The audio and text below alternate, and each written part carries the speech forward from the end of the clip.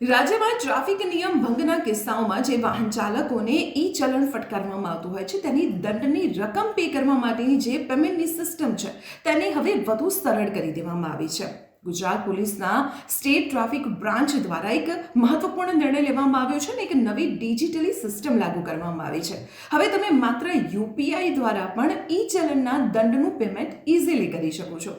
રાજ્ય સરકાર દ્વારા ભારતીય સ્ટેટ બેંક એટલે કે એસબીઆઈ સાથે એમઓયુ કરવામાં આવ્યા છે અને તેમાં ભારત બિલ પેમેન્ટ સિસ્ટમ ના મારફત દ્વારા તમે ઓનલાઈન યુપીઆઈ પેમેન્ટની એપ્લિકેશન મારફતે આ તમામ ઈ ચલણનું પેમેન્ટ ઇઝીલી કરી શકો છો.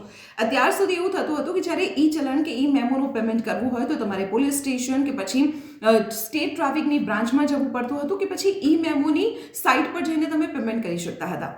પરંતુ હવે તમારે આ અલગ અલગ જગ્યાએ જવાની કે પછી કોઈ અન્ય સાઇટ ઓપન કરવાની પણ જરૂર નથી. અત્યારે યુપીઆઈ પેમેન્ટ માટે અલગ અલગ એપ્લિકેશન તમામ લોકો વાપરતા હોય છે, જેમ કે ગૂગલ પે છે, ફોન પે છે, ભીમ પે છે કે પછી યોનો એપ્લિકેશન છે. આમાંથી કોઈ પણ એપ્લિકેશન પર જઈને તમે યુપીઆઈ પેમેન્ટ મારફતે ઈ ચલણનો દંડ પે કરી શકો છો.